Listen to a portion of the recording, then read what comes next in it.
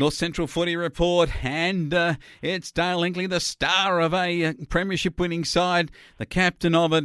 And I'll tell you what, he was just about to got his team over the line on the weekend when they took on Sea Lake. He joins me now. G'day, Dale. How are you? Yeah, going well, Wayne. We've had a good week on the training track, and a lot to learn from last weekend's loss, and looking to bounce back. You've had two ripping games, like Birchip Watcham and Nullawil in round 10. You beat them by a goal. They beat you earlier in the season. Then you come up against Sea Lake Nandaly. You've come out and they've kicked a 12 goals 5 score. Yours 10 goals 8.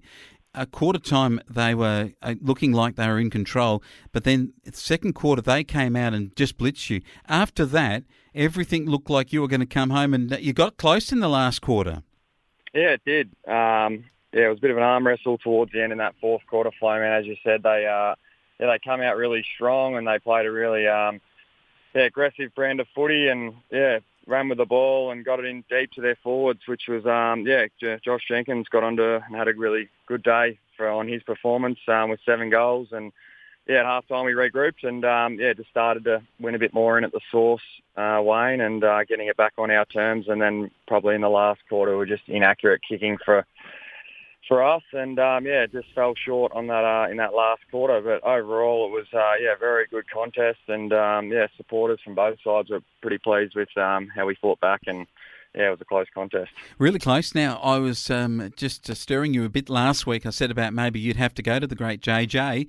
You got second best player, so did you resist the temptation of standing him? I think the coaches resisted there a bit. I don't know if I would have done much more than Josh Builder and our key back, Flowman. He did his best, but he's pretty classy act. That's Josh. He played him pretty well, and I was quite lucky to get up the ground and get off the leash. Very nice to hear. Ben Edwards got off the leash with 4, and Nate Gordon and Cormac Wilson both kicked 2. Nick Rippon, very good. Lockie Ryan having a good season too, as the Ryan boys always turn up to play. Samuel Simmons, a nice effort from him, and Jonty Randall. The Don boys, Trent and Wade, and then Joel and Austin Mertz. Jack Polton was in the best players. Austin Mertz, Luke Martin and Tyson Mackenzie into other matches. Now, this was a very interesting result because what it did, it said that to me that Bort have finished their job for the season. Charlton beat them 11-12-78 to 9-9-63, and I think you picked that last week, Dale.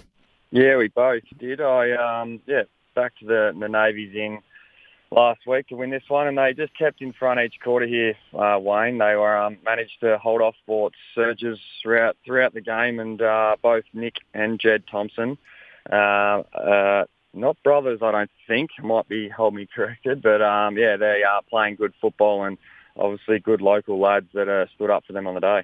Now, there's a name that appeared on the Witcher-proof Narraport sheet when they won 14-6 to 13-5 over Wedderburn. Corey Jones, 6 goals.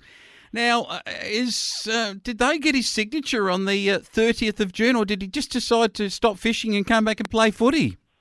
He's been around the club flow, man, and that sent shocks through the league. So they're really pushing for that 4th spot. And Corey had a good day with 6 goals, as you said. So he's been around the club and probably preparing himself to get back in there into the seniors, Flowman. Oh, I reckon he's certainly going to push his way for a game of senior football, and if they can get to finals, he could be one to watch. Tom Campbell good with 3 for Wedderburn in that clash. And following Nullawil, 21-11, Sonata at 7-1. Nullawil easily accounted for the Saints here, and they weren't going well early. The Saints kicked 4 early goals.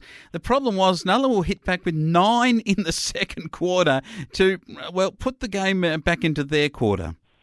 Yeah, I just said Saints come out firing, whether it was probably a bit of a breeze to one end, and looked like that with the second quarter when Nullawil started to get back on their bike, and ended up, they kicked 10 goals, as you just said, so 6 goals in front at half-time, and they took it away from there, Wayne. And I think Nullawil has got something like 17 players unavailable out of their reserves and senior squad. So they're doing quite well to win in both grades there. And Geordie Humphreys 7 goals and best on again.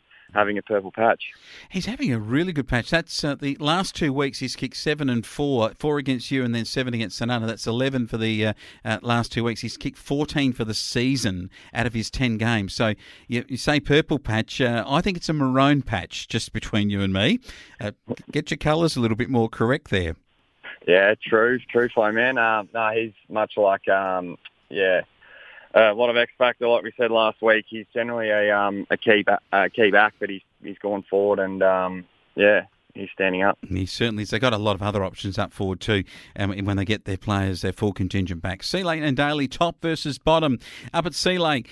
Nothing's got real ugly. I mean, we've had other leagues where scores have got pretty ugly, like in Horsham District with Harry Balmoral and over in Hume competition where Osborne have been taking all before them.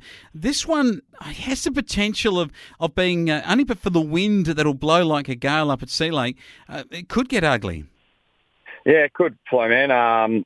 The Tigers, they love playing up at home, and they're without their star recruit, Josh Jenkins, by the looks. So they'll have to find other avenues to goal last week, and more avenues to goal this week, I should say, Wayne. But for them, I think they'll run away with this one, and they'll share the workload and get the job done by 10 or so goals. All right, they've got a good side in still. I mean, you could take Jenkins out of that, but then Billy McGuinness will just step up at full forward and kick a big bag, and the Donham boys will get control. Big Ryan O'Sullivan in the ruck. Can't see just how the young St Anna boys can stop them. Now, this is interesting. The Navy Blues are playing good footy. You're going down there to that lovely brand new club room they've got, and Birchip Watching Bulls will want to watch themselves, but I think you should do the job pretty well. Yeah, man.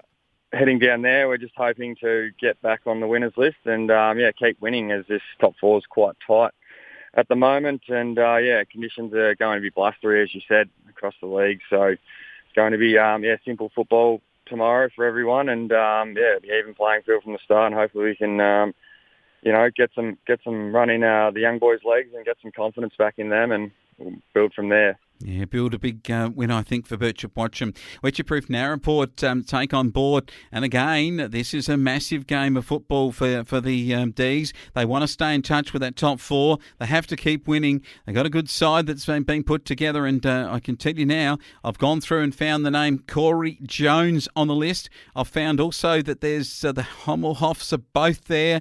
The Allen boys, Spencer's having a breakout season. Bo Bish, I think he's playing, was it his last week or this week? He's playing one of his, might be 250 or 300 games for him.